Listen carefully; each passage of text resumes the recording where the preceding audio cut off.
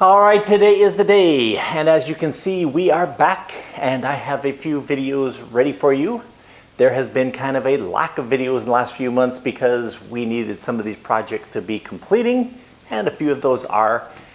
And there has been a lot of things going on in the background here. A lot of those associated with the business, the YouTube channel, and so you will get to know some of that information coming up here very soon.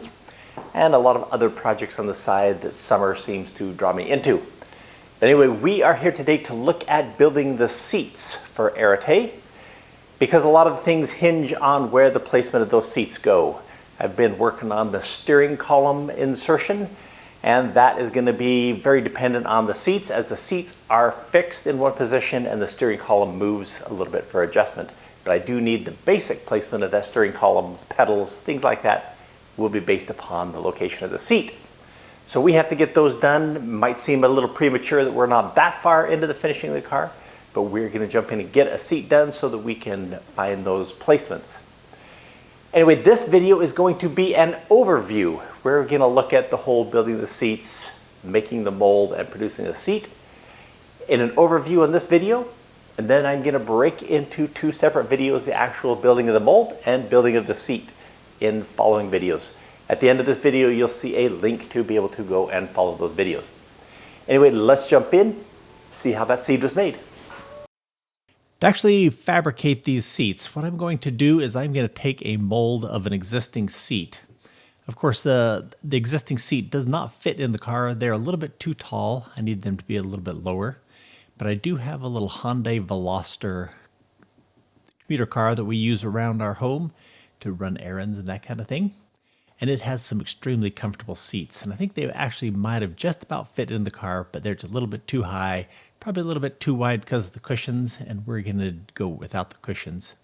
We all know that there's a little bit of a fitment problem in here because of the width of the tunnel in this Arete Supercar. So what I'm going to do is I have taken some fiberglass cloth and I'm going to saturate it, about 3 layers of cloth. And then I'm going to insert it into some black polyethylene, actually old trash bags from like contractor trash bags. Put it in some plastic and then stick it inside one of those bags just so that I don't get resin in my car. Then I'm going to take those bags out and actually put it right in the car on the seats. Make sure everything is spread out just nice, fitting in there pretty good. And then I'm going to actually just slip in there and sit in the car until that resin starts to cure, at least cures far enough that it will hold its position. Okay, well, we are in the car and sitting in this thing. We are taking a mold of our seat or making a mold of our backside. Which one would it be? I guess it's kind of a combination of right in between those two things, the seat or the backside. There's still a few puckers underneath here, kind of rearranging them. That's why I got this handheld video thing going on. Trying to reach around with my left hand, hold the camera, and make sure there's no little puckers underneath there. And like I said, a couple hours later, it is cured enough. I left it even longer than that. And pulled it out, and we will had a little bit of extra cloth that hung around the edges and stuff, and we're going to trim it up. And once we got this thing all trimmed, it is now time to try actually sculpting it into more of a something that looks like it should be, I should say. There's some wrinkles in those plastic bags that we need to fill, and we'll do that first. And I also need to give the edges a little bit more of a rolled edge. And so I've put some car automotive like Bondo into a Ziploc bag, and I'm going to squeeze that around the edges. Use that to build up the edge and carve it into, like I said, a little bit of a rounded edge on the corners. Now I also need to build a flange on this thing. This mold needs to be ready to accept the vacuum bagging and maybe do some infusion. You'll see more of that later. But I just mounted the fiberglass part of the seat onto a couple of boards and then started filling around the edge with foam, gluing those foam in there with just expanding polystyrene foam that you use for insulating your home. Works really well as a glue for bonding styrene fiberglass, or not fiberglass, but foam together. Carve that a little bit, make myself a little bit of a headrest as well, which wasn't with the molded piece originally, of course. carve that out of foam, and then I'm going to bond that all, fill all the cracks and seams, and any other low spots, of course, with some body filler. Once I got that all shaped the way I want it, I'm going to put a layer of fiberglass on here just to kind of add some congruity, tie it all together. Just a single layer, best I can, of a single piece, a good twill fabric that conforms everything real well so I don't have too many seams to sand down. But of course, there will be possibly a seam somewhere, and then of course we're going to have the form of the shape of the fiberglass, the pattern, the weave will show through. So I'm going to mix up another batch of epoxy and microspheres into a slurry and just coat the whole thing, give me a good sanding surface to sand this down to a nice finish. I have some problems that have occurred in this whole seat. It seems like every step there was a little bit of a problem or something that kind of set me back a little bit. Now, originally I took and I did that filler, go back in here, sanded it all nice and perfectly. You know, used some other fillers to get any pinholes or anything. Got it down super nice and glossy as I wanted it. And then I thought I could just go to a painting step and just use the old rattle can to put a glossy surface with a paint onto it. And that would typically have worked. But then once I got that paint on there and put some releasing agent on there, I went to start the mold and it reacted with that paint. And so I had to start over. So I fixed that up and then went to epoxy. Now I put a little bit of epoxy gel coat on there, and now I'm going to put fiberglass cloth on to start creating our mold itself. On this first surface, always good to use very lightweight cloth and then try to use large piece you can. So going again with the twill fabric without many seams, coat the whole thing.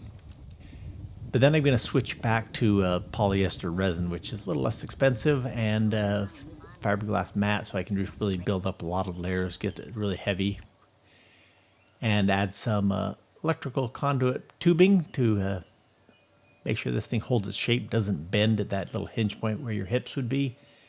Anyway, build as stiff and strong and bold as we can. And break that mold out of there and then have it. But of course, I found that I had some little air bubbles and some other imperfections. And so I thought that I would actually do some more work from here just to make it perfect.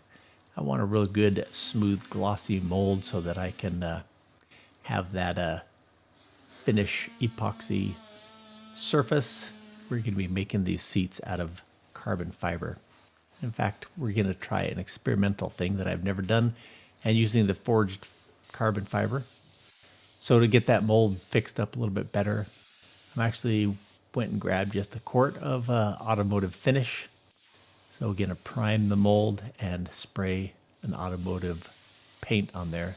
Just a single stage paint because we want the good, hard, glossy surface. Automotive paint's very good at bonding and for creating a good glossy surface for a mold. I just told him at the store, give me any color I want. So he pulled the swatch out and I just pointed to a green. Ended up being perfect John Deere green. So if I wanted a tractor seat, it would work for that too. But get that automotive finish on there, wax it up.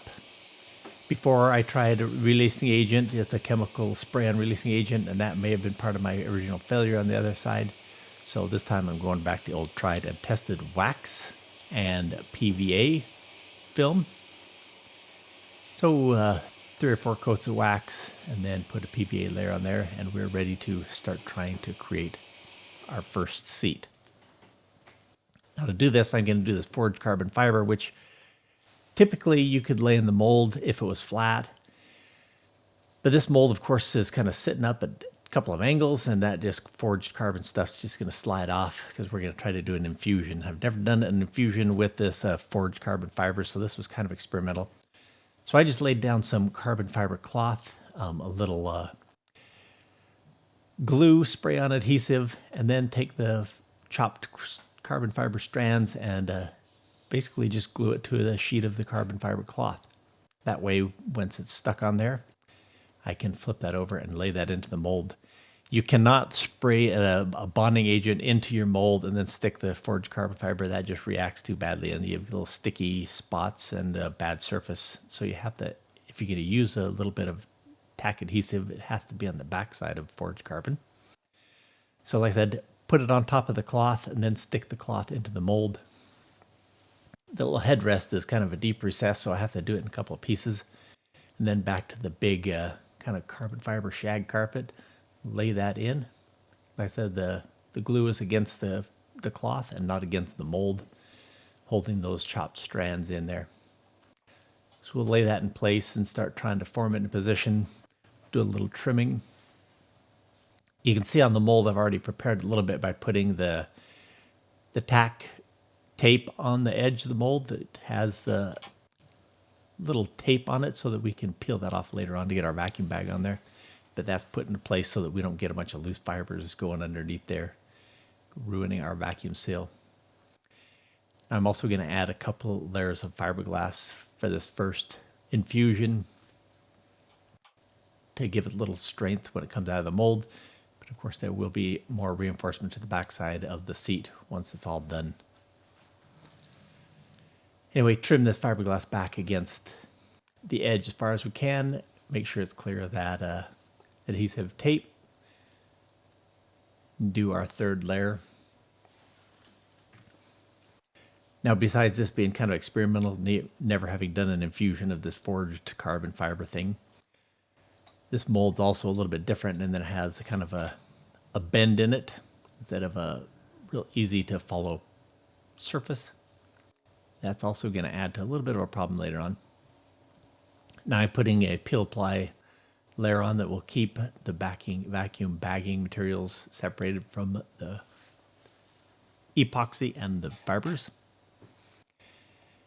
And of course that headrest is a pretty deep recess, so we're going to have to put a couple of cuts and pleats down into there to make sure that everything folds down and doesn't bridge when the vacuum bag tries to suck that down. Next step is Infusion Media. This allows the resin to flow across the entire surface of everything. Same thing, trim it back as close to the tape as we can, but not in the way of the tape to ruin our vacuum seal. Same thing, another more cuts and pleats just to make sure it goes down into that headrest. Then we're just about ready to put the bag itself on there. I'm going to bring my wife out to help get this bag in place. And of course, the first thing we're going to do is put a vacuum port on the low side. I'm actually going to do 4 ports on this pull. 2 down on the low sides are going to be our infusion side, where it's going to draw the resin in. And then at the high side, I'm going to put the drawing port on both sides at the high point there. It's going to be drawing resin in from both sides. So the resin is going to have to climb the hill. That's not really a problem, but there is going to be, as you see a little later on, some problems with this whole thing. And it's just a matter of going around now, taking the tape off of our sticky tack and getting that vacuum bag adhered as best we can, pull in some loose material so we have an extra bag to pull down into things, especially like into that headrest where we don't want the bag to bridge or anything else in there. And just keep working our way around, sticking the bag to the sticky tape. Now you'll see there's also a little tube that runs from the vacuum port around the edge. That's where the resin's going to flow around that tube and head up towards those top side ports. The little red dots, those are the top side ports. They'll just be a 1/4 inch line drawn vacuum out. I'll switch around to the other side so you can see a little bit of the opposite side as well, the seat side. Same thing going on over here. Just pulling the tape off of the sticky tack, getting our vacuum port in place, just trying to stick that thing down. And it's a matter of going around now and just trying to make sure there are no air gaps that we can get a vacuum leak in here. See, we're reaching up in there, pushing that little line to feed resin in over to the edge. And now we're just about ready. So we're going to put in our large lines. This will be the suction side We'll pinch these off, and then when the vacuum's drawn, we can stick that end of that line into our pot of resin, and that larger line will draw resin into the bag. So we've drawn a vacuum down now. You can see the bag starting to lay flat. We're just going around pressing, making sure there's no cloth making any bridges. Pull the clamp off and let that whole system start working and drawing the resin in. Now everything seemed to be going well, working just the way it should. Resin traveling along the lines, going up the edge, and then starts to work its way through the cloth. Went through the headrest just fine, it seemed like. Of course, that's down low on the low side. But the further it gets away from your draw side, the resin has to migrate against itself a little bit. And on the side where my wife is, everything seemed to go just well, but the resin just slowed down on this side. And I could tell that it was just not going to make it. I've got probably a good 40 minutes on this resin, so it's not too fast, but decided you have to make a decision right about now whether you're going to try to save this thing or wait and see if the vacuum can draw it through. But the resin started to get warm, and I knew it was not going to make it to finish infusing the whole thing. So I decided to just yank the bag off and manually try to apply some resin into the carbon fiber to get there. So just everything's basically a scrap. I pulled the 2 layers of fiberglass off as well, so I'm right down to just the carbon and the chopped carbon. Grabbed a brush and some resin and tried to push some through, but alas, it was a fail. There were a few dry spots and it didn't quite make it. So on to the next method. We're going to try just doing this as a hand layup. Now the problem I had before, the reason I wasn't going to do this hand layup is because you have these dry fibers that you have to stick into your mold. So the only way you can even actually do that is to put some resin on the mold and then just start pushing dry fibers into it and keep tapping them, pushing them around. A lot of them try to stick to your brush, so you just have to keep adding resin and pushing them around, getting them in there. But the answer to that is, of course, get as much as you can on there and then put a piece of carbon fiber cloth in. We want carbon, of course, to be black so that if you have any show through, it sees the black carbon fiber on the backside rather than the white fiberglass we're going to use for most of the seat. But it seemed to go okay. Just keep adding the chopped strand in there with a lot of resin, get it pretty well saturated, and then just keep adding carbon fiber cloth to the backside of it in strips.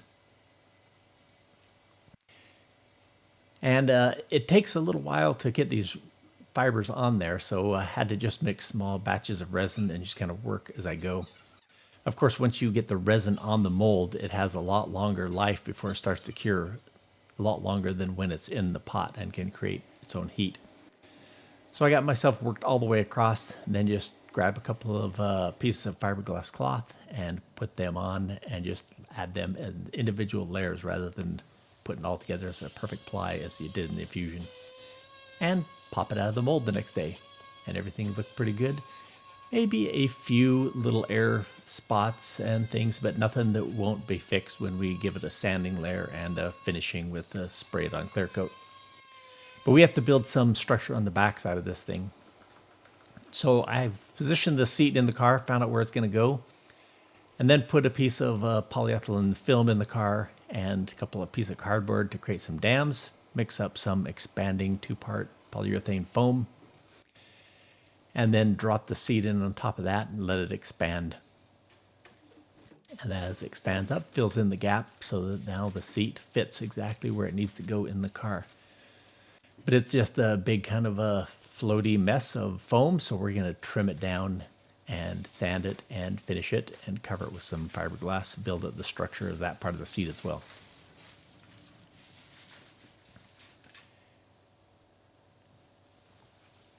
Once that was all sanded, cut and sanded down, you've seen kind of this routine if you follow the videos of microspheres and epoxy resin, create a slurry to kind of seal the surface of the foam, and then go back and sand that. Of course, makes a nicer surface to start adding your fiberglass.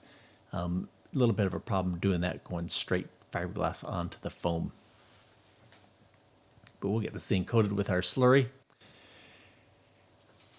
And then we'll go ahead and start building up some fiberglass layers to make it nice and strong. We're also going to add some strips onto the back to stiffen it up as well.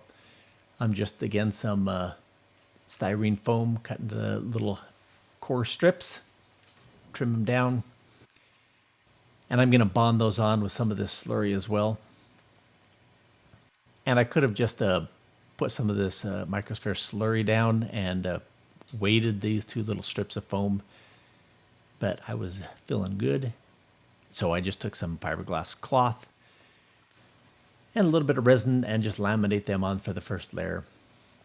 The only difference doing this way or doing just weighting the foam on is that this requires a little bit of sanding on that edge of that fiberglass when we go to do the next layers. You also see a couple of like an air pocket that formed on that one right side. Just mixed up some more slurry, thickened it up to a filler, filled those cavities as well. And at the end of those little foam runners, I also built some more up to make a little fairing them out a little more smoother, and you'll see that little bit in the videos to come up.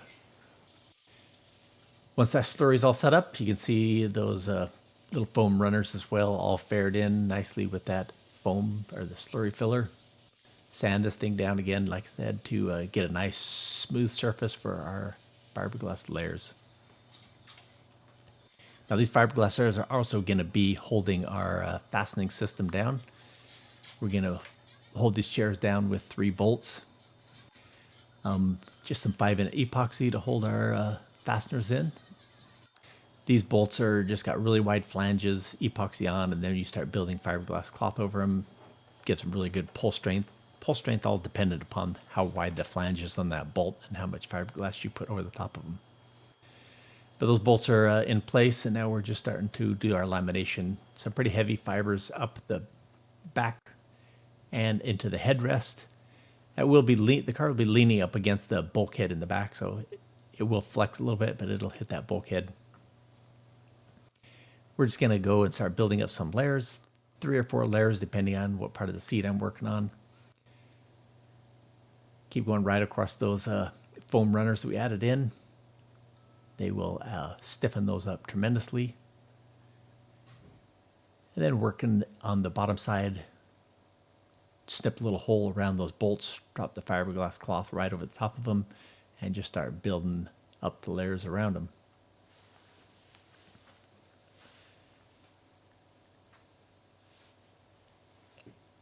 These bolts will also have probably 5 layers of fabric around them. I will add a couple of layers of just patches to extend the surface out around those, give them a lot of pull strength.